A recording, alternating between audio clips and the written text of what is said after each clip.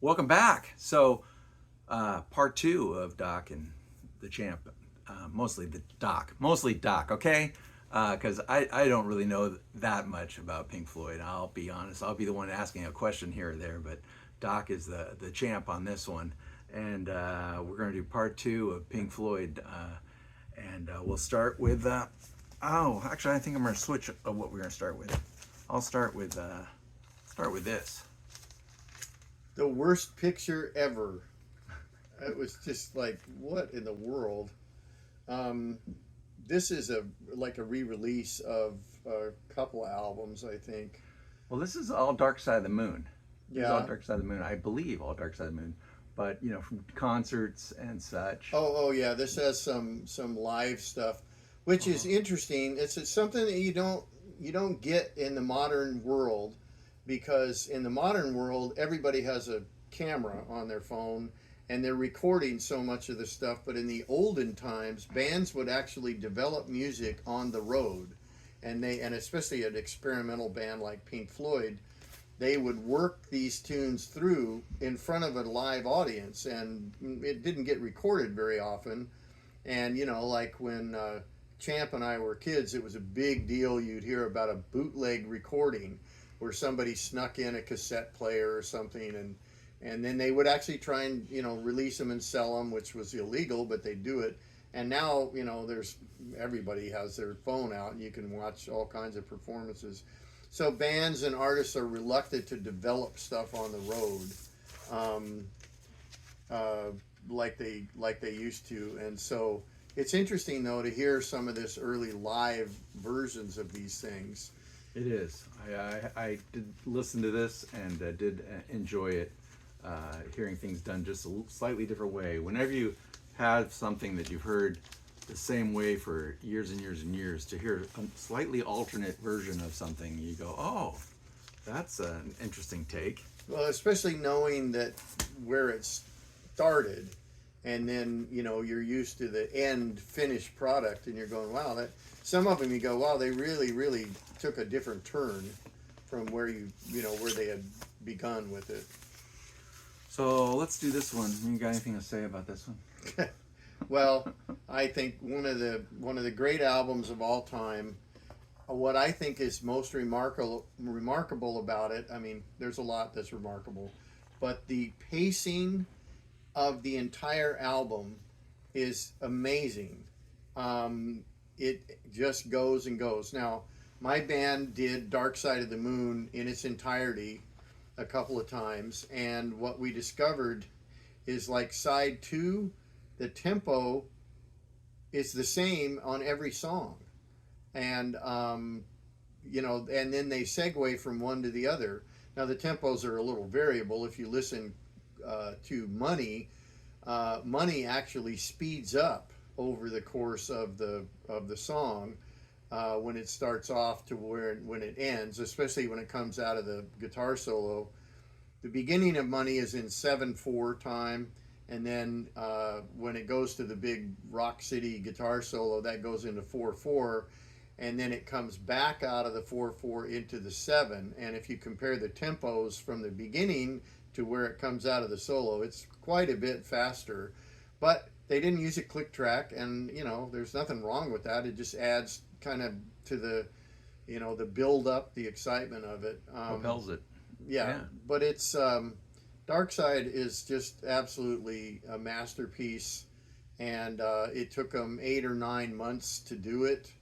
Some of the interesting things that you might like to know, if you listen to the beginning of Money with the sound of the cash registers and it's tearing sounds, that's supposed to be the sound of money being torn up, and then they put coins in a metal bowl, and it's actually in 7/4, that intro, and they had to do it with a tape loop in those days. And I've seen video of them, and that tape loop was, I don't know, 12 feet long, and they had it going through the head of the recording console, and then looped around chrome microphone stands to get the right amount of tension. And so this huge loop of tape is going along, and it took Alan Parsons, actually was a guy that snipped it together.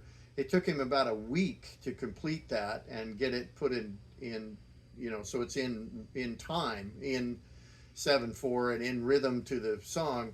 And this is something that on modern Pro Tools software probably take you 10 minutes, and it took them a week of snipping tape with the special brass scissors and the special little sticky tape on the back. Right. You probably don't want to cut too much because then you're screwed. Yeah, yeah, absolutely. You've got to be super careful, and it was an amazing process. But and their use of I mean, I could go on a lot about Dark Side. Please but go ahead. The like the synthesizer stuff at the beginning. That's going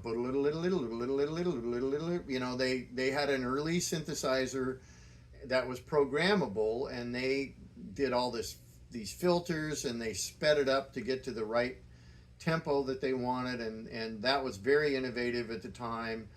And then other things I've always really liked is, there's a lot of spoken word on it, and they just used a lot of regular people. Like one of the famous lines at the end is this guy going, there really is no dark side. It's all dark and all that.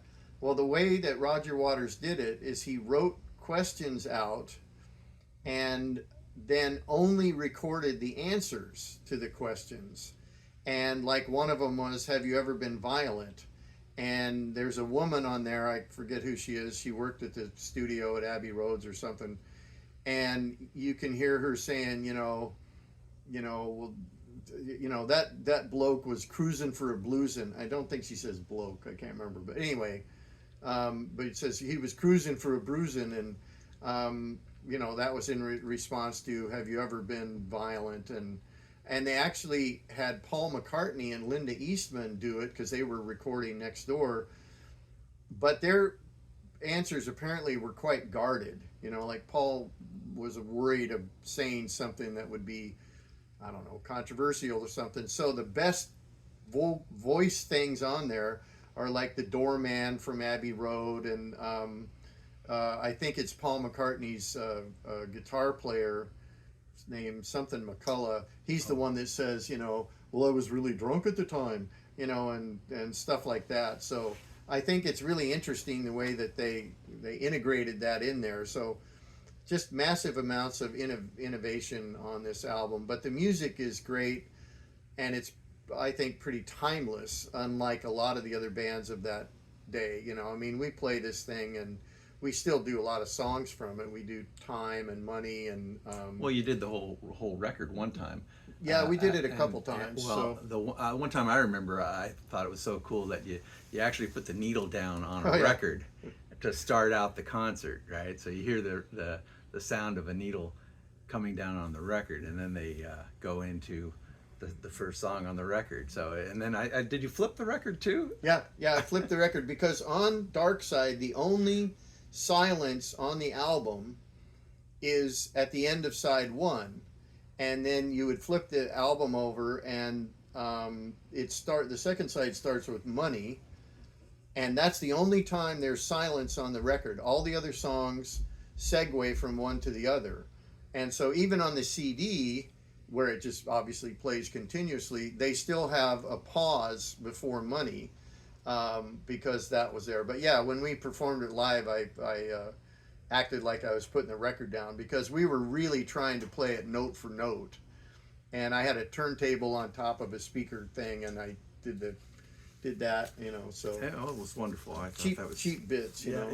No.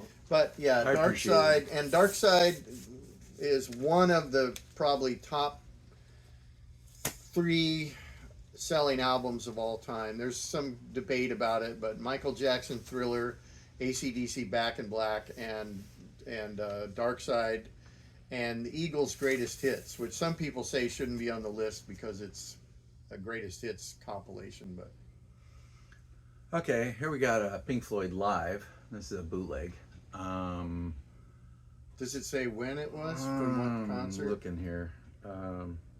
Both albums recorded from live stereo in concert broadcast. Celebration of the Court. I don't know the name. On the Run, Time, Breathe, Money. So it's got to be around 72, Yeah, 73. 73 probably, maybe Yeah. 72, because again, they were developing these songs live, a lot of them. You know, when they made the album, they'd go out on tours and then they'd come back, and the tours weren't that long, not like nowadays where they do a year or two, and then they'd go back to Abbey Roads and work on the album. They had a deal with their record company that they got unlimited studio time, and so that's why they could spend so much time working on these things, you know, and but paid off. Yeah. And I always like the covers of those things, right? These are all by Hypnosis or Yeah. something Yeah, like that. Hypnosis with Storm Thurgoodson. And by the way, this guy on the cover here, he is actually on fire. Nowadays, it would just be Photoshop. He was a Hollywood stuntman. This is, I think, at Universal Studios in L.A. And they covered him in that. There's a gel that stunt people use, and they did it many times, and then it got windy and it started to get dangerous. So they said, I think we have enough. But you know, but this is another of their masterpiece albums. I've heard Roger Waters say a lot of Dark Side is about Syd Barrett, Brain Damage, you know, songs like that. But Wish You Were Here is 100% about Syd Barrett. Shine On You Crazy Diamond. Welcome to the Machine. Welcome to the Machine was really about their getting drawn into when they first were starting out in the record business, the record company. And it was all about feeling used by the record company. Wish You Were Here, that one's pretty obvious, you know. And Have a Cigar, that's another one that's all about the record company. And apparently, a record executive, when they first met to sign their first contract, actually said, "Which one's pink?" which is a line out of Have a Cigar. And I always thought that was really, really funny. There's a tribute band in L.A., because I know of a lot of tribute bands around the country with interesting names. And I've actually met the guitar player in this band, but they're called Which One's Pink, which I think is a pretty good name. That's a good one. Yeah, yeah. One of my favorites that you kind of have to be a Pink Floyd nerd is, I think in Chicago, it's called Echoes of Pompeii, because there's a Pink Floyd song Echoes, and then they did their Live at Pompeii thing. So, you know, I thought Echoes of Pompeii is pretty clever. Maybe the most clever one I've heard is called Anderson Council, because Syd Barrett named the band kind of randomly because he had a couple of blues albums, one by Pink Anderson and Floyd Council. And so he just said Pink Floyd. So I think, you know, you have to be a real nerd, Pink Floyd nerd, to realize that Anderson Council is pretty clever. Yeah, you know? that's it's a little, maybe too clever. One of those things where it's well, I a little think, too on the you know, nerd that side. you should have, if you're a tribute band, the name should be reflective so people know what you are. Right, right. You know, and that's a little too I like obscure. the part where you're talking about how they're, you know, they were getting back at their management a little bit, or talking about Welcome to the Machine. And I was thinking of other artists that I just saw Joan Jett, and she has a song called Fake Friends, and that's also about record management and how they say they're your friends, but as soon as you're Barracuda by Heart, I believe, is the same kind of thing.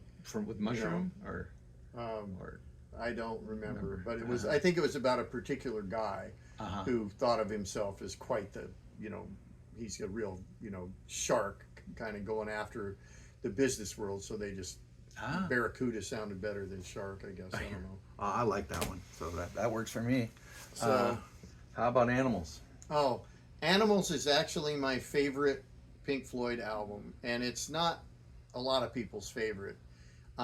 It's a very angry album. It's loosely based on George Orwell's Animal Farm, but it's very dystopian. But I think it's one of their best. And if you're a guitar player, it has some of the most incendiary David Gilmour solos on the record. I mean, that they ever recorded. And I love this album, and they remastered it, and it sounds even better. But very, very interesting music on it, and very long songs. We don't do any from Animals because the Right. songs are long. Pink Floyd songs are long enough.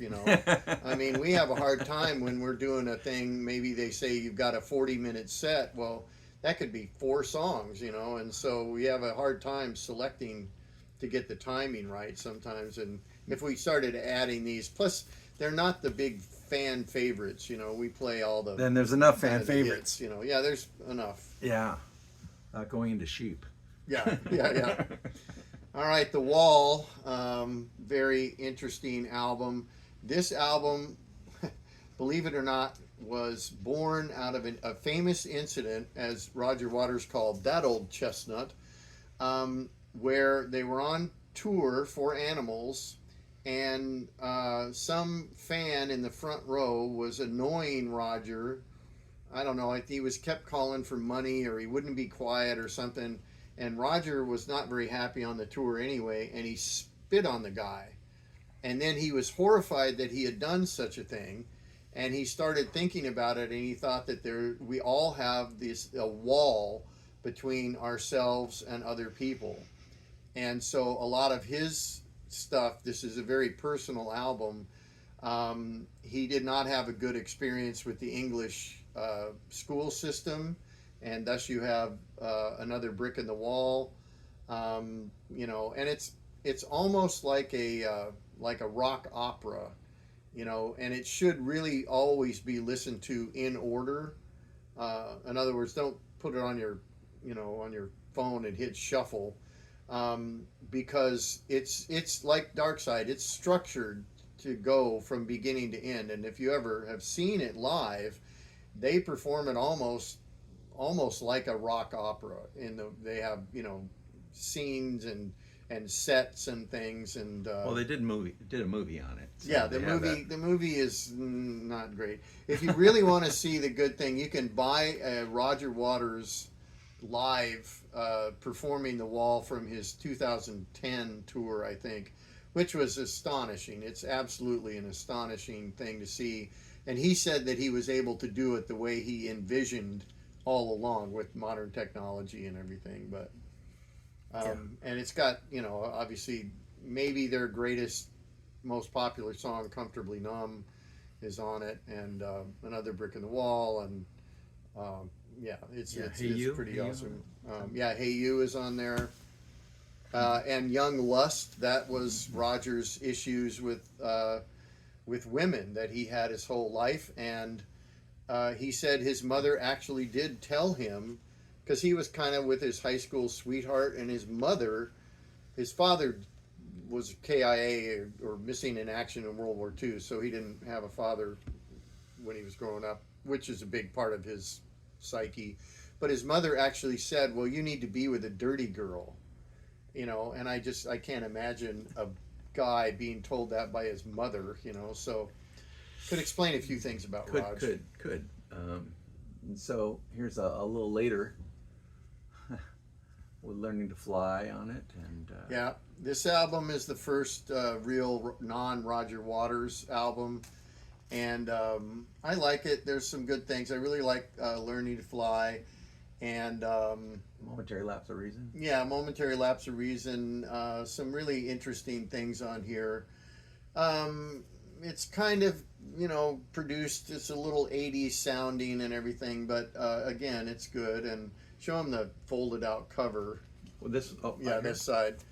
So nowadays, again, this would be Photoshop. This was Storm Thorgerson. That's real. They hauled all these hospital beds out to a beach in England and took that picture. Roger Waters, who was in the middle of his legal battles, he called this album a reasonable facsimile of a Pink Floyd record. So he was not a big fan. But I knew a guy that I was just out at a club one night, and we went up to the guy's apartment, and he just got the record, and we listened to it, and he threw it out the window. He just did not like it. He was like, "This is not." Yeah, there's This is there's not some what. good songs and certainly some good playing and everything, but it's not generally not people's favorite. But Learning to Fly, that's kind of about them, um, you know, moving on from Roger Waters, learning how to do things without him. So So here's a couple of David Gilmour solo records. I don't know how much you know about these, but I've heard them. They're all right. they're all You right. know, they're not great. I mean, typical David, great playing on them.